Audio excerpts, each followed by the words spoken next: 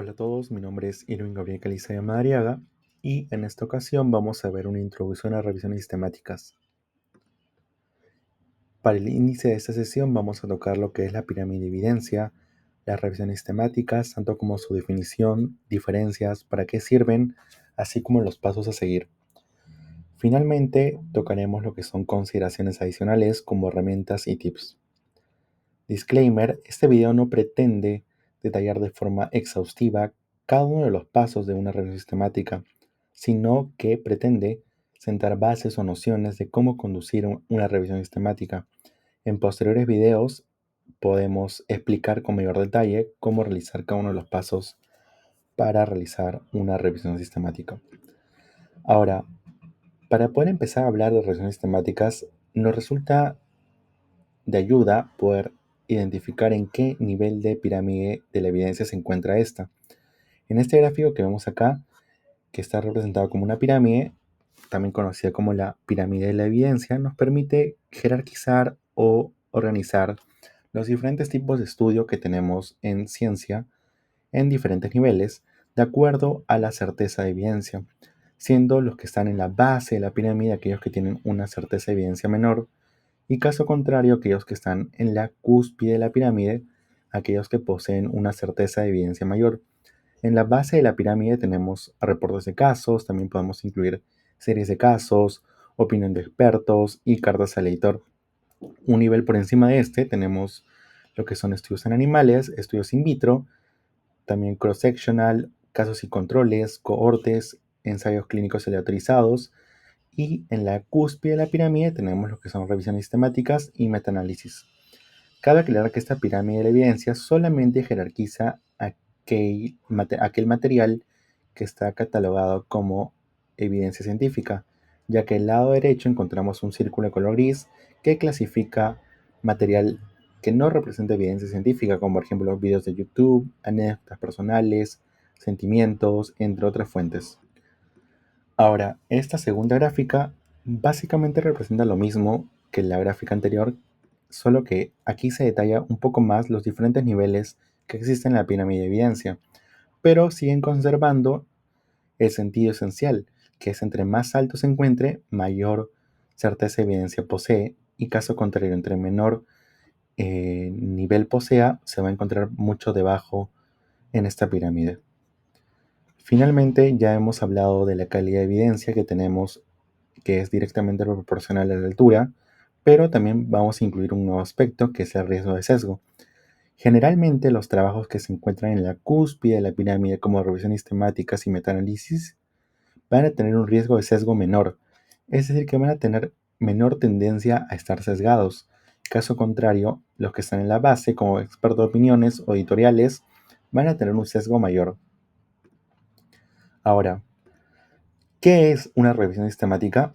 Es un tipo de investigación que tiene como objetivo tanto recopilar, evaluar y sintetizar de manera rigurosa y exhaustiva toda la evidencia disponible sobre una pregunta de investigación claramente definida. Para esto vamos a poder ayudarnos con esta gráfica de acá, que va a representar como un embudo, y diferentes estudios primarios que están representados como triángulos de color amarillo o naranja. Una revisión sistemática es en sí un embudo que va a sintetizar estudios primarios en diferentes partes del mundo, y esto nos va a voltar un resultado o un producto final. Pero, ¿cuál es la importancia de las revisiones sistemáticas? ¿Para qué nos sirven?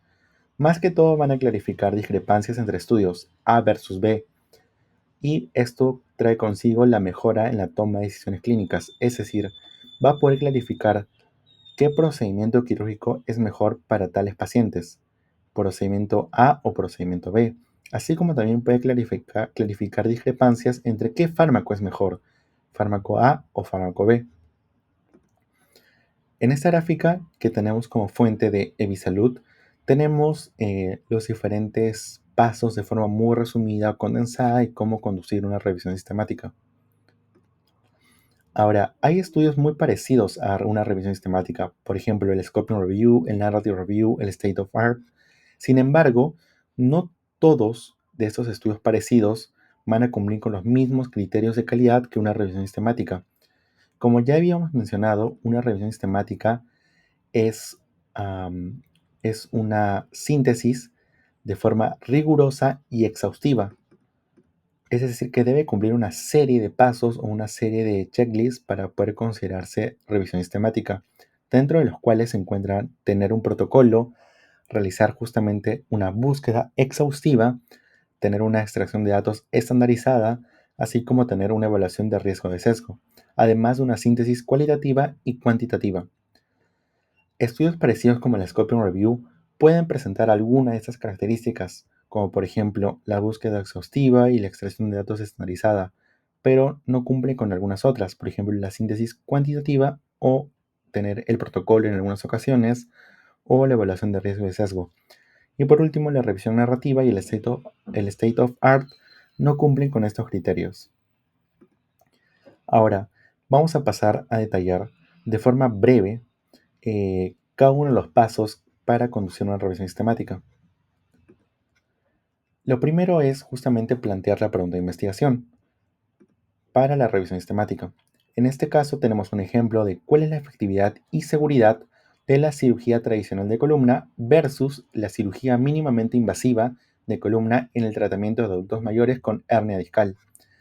La población en este caso son adultos mayores con hernia discal, mientras que la intervención viene a ser la cirugía tradicional de columna y el comparador la cirugía mínimamente invasiva de columna.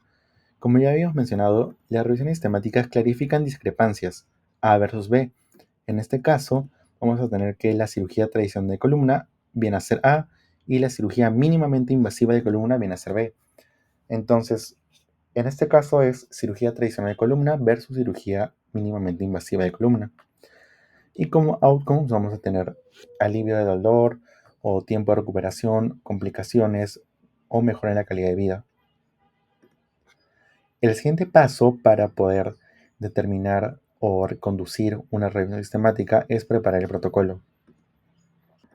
El protocolo en una revisión sistemática es aquel documento que va a describir los planes y métodos que se seguirán para realizar la revisión. Su principal propósito es asegurar la transparencia y la reproducibilidad y la calidad del proceso de la revisión. Y vemos que tenemos 6 apartados o 6 puntos de por qué debemos realizar el protocolo. El primero es que va a permitir tener una transparencia y una reproducibilidad, es decir, que los objetivos y métodos van a estar claramente definidos antes de iniciar la revisión sistemática. Otro aspecto también es que otros investigadores alrededor del mundo van a poder reproducir nuestros estudios y verificar que los resultados sean correctos. Asimismo, también nos va a ayudar a prevenir sesgos, ya que va a reducir los sesgos y va a proporcionar una selección objetiva de estudios. Otro punto importante de por qué debemos realizar un protocolo es justamente porque nos permite gestionar recursos, tanto como el tiempo o también otros recursos como presupuesto. Luego vamos a tener que también nos va a permitir una mejor organización del trabajo, ya que cada uno de los integrantes que conformen una revisión sistemática va a poder visualizar de forma general cuáles van a ser los pasos para conducir esa revisión sistemática. Asimismo, va a mejorar la calidad, tanto nos va a permitir tener estándares de calidad más altos, como por ejemplo Prisma, que son estándares que verifican que una revisión sistemática esté bien hecha, así como también nos va a permitir evitar la duplicación de esfuerzos, ya que nos permite el registro y la publicación de esta. Más que todo, este último punto es que al tener nosotros un protocolo publicado en nuestra revisión sistemática, vamos a evitar que investigadores de otros lugares del mundo estén realizando la misma pregunta de investigación para su revisión sistemática y así evitar que dos grupos realicen la misma investigación evita la duplicación de esfuerzos. Los protocolos de revisión sistemáticas son generalmente publicados en una plataforma llamada Próspero. Esta plataforma Próspero es de acceso abierto y gratuito a todo el mundo, es decir, que cualquier persona puede registrar su protocolo en esta base de datos. El siguiente paso, una vez que ya tenemos nuestra pregunta definida y también ya tenemos el protocolo armado, va a ser buscar aquellos estudios que pueden ser potencialmente incluidos en nuestra revisión sistemática. Para esto podemos usar diferentes bases de datos, como por ejemplo PubMed, Scopus, Web of Science, Cochrane, Cielo o Google Scholar. Estas bases de datos alojan cientos o miles de artículos en un tema. Entonces, nosotros, una vez que ya hemos definido nuestra pregunta de investigación para nuestra revisión sistemática, vamos a buscar artículos que puedan incluirse en esas bases de datos. Entonces, haciendo una búsqueda preliminar, podemos encontrar que en la base de datos de PubMed podemos encontrar 40 artículos potencialmente incluibles en Scopus 21, en Cochrane 20, en Web of Science 38, en Cielo 7 y en Google Scholar 28. Cabe recalcar que esta es una búsqueda preliminar o una búsqueda inicial, no es la búsqueda final. Es por ello que nosotros, una vez que tenemos la búsqueda preliminar, debemos pasar a la selección de estudios de interés. No todos los artículos que hemos encontrado inicialmente van a ser incluidos al final de la revisión sistemática. Muchos de ellos van a ser descartados. Y finalmente nos vamos a quedar con un número más reducido de estudios que sí vamos a incluir en nuestra revisión sistemática. Por ejemplo, puede ser que en PubMed encontremos una menor cantidad, en Scopus también, en Cochrane también, en Google Scholar también, en Cielo también, en Web of Science también, en Web of Science también. ¿Y de qué depende qué artículos vamos a incluir o no en nuestra búsqueda final? De que cumplan con los criterios de inclusión que están planteados en nuestro protocolo. Solo aquellos artículos que cumplen con los criterios de inclusión van a poder terminar en la búsqueda final. El siguiente paso es extraer los datos de los artículos seleccionados en nuestra búsqueda final. Para esto tenemos dos métodos, uno que es mediante la plataforma de Covidence, que viene a ser una plataforma de paga, pero que permite tener digamos, un flujo de trabajo más organizado para la extracción de datos de los artículos. ¿Y qué datos vamos a extraer de los artículos? Pueden ser datos muy básicos, como por ejemplo el primer autor, qué año se publicó, en qué país se publicó, también si es que recibió algún tipo de auspicio, cuál fue la edad de la paciente o la edad promedio de los sujetos de estudio, también cuál fue los síntomas clínicos que presentaron los pacientes, como también qué procedimiento se le aplicó, si hubo mortalidad o no hubo mortalidad, si hubo pacientes que eh, tuvieron discapacidad o no, entre otros. También podemos usar uso de Google Sheets, que es una herramienta que tiene Google Drive y es de forma gratuita, en el cual también podemos gestionar o crear una tabla que nos permita extraer los datos de forma manual. Entonces, podemos usar tanto Google Sheets como Covidence. Eh, en el caso de MedBus Project vamos a tener acceso a Covidence para poder hacer la extracción de datos, pero también en algunos casos podemos trabajar con Google Sheets de acuerdo a la comodidad de cada grupo. El siguiente paso es realizar el análisis de riesgo de sesgo. Había mencionado que hay estudios que pueden tener un riesgo de sesgo mayor que otros. Nosotros en nuestra revisión sistemática vamos a ver estudios que tienen alta calidad como también muy poca calidad. Es por ello que es importante nosotros realizar esta evaluación de riesgo de sesgo. Si nos damos cuenta en esta gráfica de la izquierda, va a haber estudios que están incluidos que van a tener todos los circulitos de color verde. Significa que la calidad o la evaluación de riesgo de sesgo de ese estudio es muy alta. Mientras que hay estudios que vamos a incluir en nuestra revisión sistemática, pero van a tener deficiencias metodológicas o deficiencias en su calidad. Es por ello que es importante realizar este análisis de riesgo de sesgo para determinar la calidad de los estudios que estamos incluyendo en nuestra revisión sistemática. El siguiente paso es resumir y analizar los resultados tanto con o sin metaanálisis. Para este paso vamos a poder realizarlo de dos formas. Una síntesis cualitativa, es decir, una síntesis de forma narrativa, narrando aquellos hallazgos de los estudios incluidos, o identificando patrones o similitudes o diferencias. Cabe recalcar que una síntesis cualitativa es más que todo una forma escrita, una forma narrativa, mientras que una síntesis cuantitativa viene a ser más que todo con un metaanálisis, en los cuales solamente si los datos son adecuados y homogéneos se va a poder realizar un metaanálisis, que más que todo es la aplicación de forma muy de una forma muy matemática los resultados que nosotros hemos encontrado. Finalmente, o bueno, uno de los últimos pasos a considerar para una revisión sistemática es evaluar la certeza de evidencia y construir la tabla SOF, que es el resumen de los resultados. Para este paso, que es un poco complejo, no lo vamos a detallar con mucho énfasis en este video, pero más que todo que tengan en claro que este paso se construye mediante GRADE. Uno de los últimos pasos es la redacción del artículo del manuscrito. En este caso vamos a tener que considerar un título, vamos a tener que colocar los autores, un resumen o también llamado abstract, redactar la introducción, colocar los materiales y métodos, los resultados, redactar las discusiones y conclusiones y la bibliografía o referencias. El penúltimo paso para una revisión sistemática sería mandarlo a la revista. Hay que evaluar qué revistas van con la temática de nuestra revisión sistemática, ya que si nosotros estamos trabajando un artículo en neurocirugía, es muy poco probable que sea aceptado en una revista que trata sobre pediatría o sobre ginecología.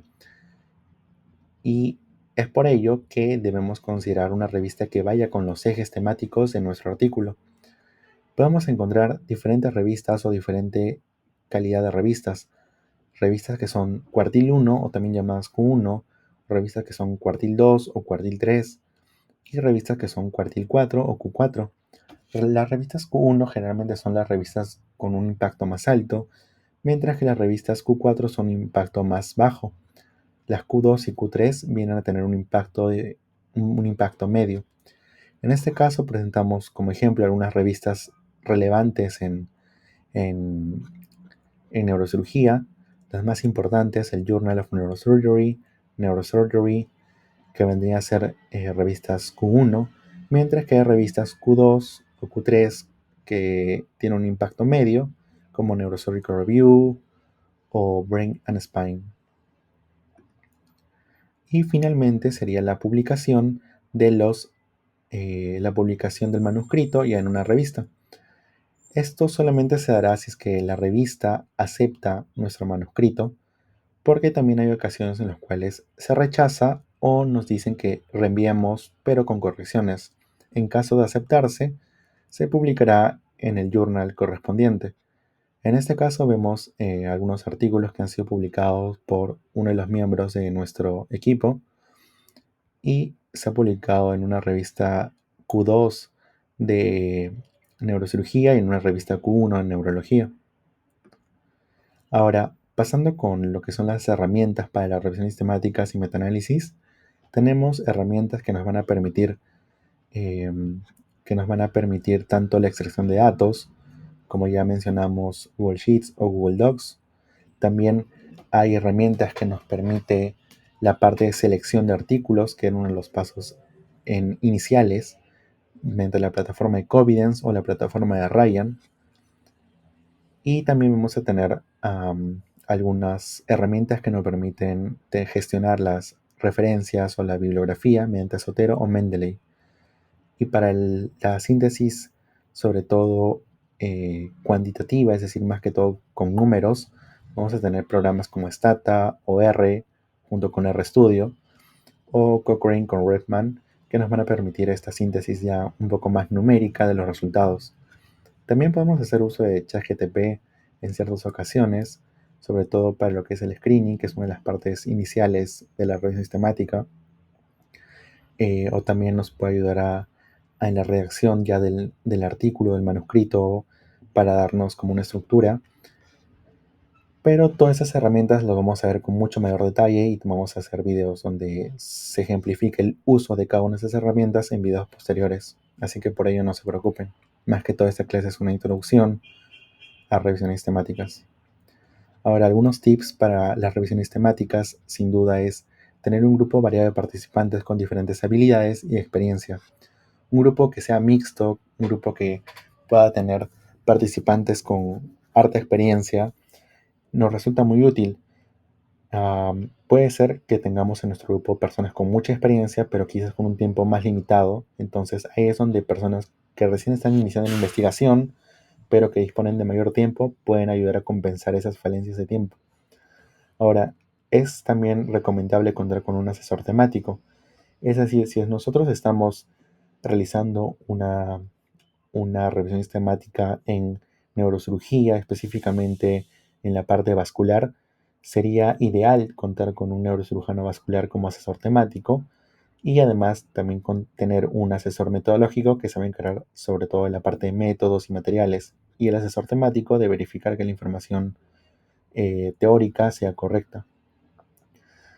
Otro tip es mantener todos los archivos en una carpeta de Drive y usar documentos compartidos para tener un orden. Por ejemplo, el uso de una carpeta de Drive y dentro de esa carpeta de Drive tener la tabla de extracción de datos como Google Sheets o obtener los documentos en Google Docs para la redacción del manuscrito, permite tener un orden de los archivos y que ningún archivo se pueda perder y que todos los demás participantes de la reunión sistemática puedan visualizar los archivos en cualquier momento. También otra cosa que resulta muy esencial es siempre consultar si hay alguna duda con los miembros de mayor experiencia. Si, por ejemplo, hay personas que recién están iniciando en investigación y tienen dudas de cómo realizar un procedimiento, no debería haber ningún problema en consultar a aquellas personas de mayor experiencia dentro del grupo. Y finalmente, siempre procurar la calidad en cada paso. Hay que recordar que la revisión sistemática es una síntesis exhaustiva y de alta calidad de toda la evidencia disponible. Entonces nosotros debemos procurar en cada uno de los pasos que hemos mencionado anteriormente, deben ser cumplidos a cabalidad y con mucho orden y régimen. Eso ha sido todo por este video introductorio. En posteriores videos vamos a detallar cada uno de los pasos, vamos a dar más ejemplos de cómo usar las diferentes herramientas que hemos mencionado en este video. Espero que les haya servido y si tienen alguna consulta o duda, pueden escribirme a mi correo irving.calizaya@upsh.p y también no se olviden de seguir a la cuenta de Instagram de MedPass Project o a mi cuenta personal. Muchas gracias.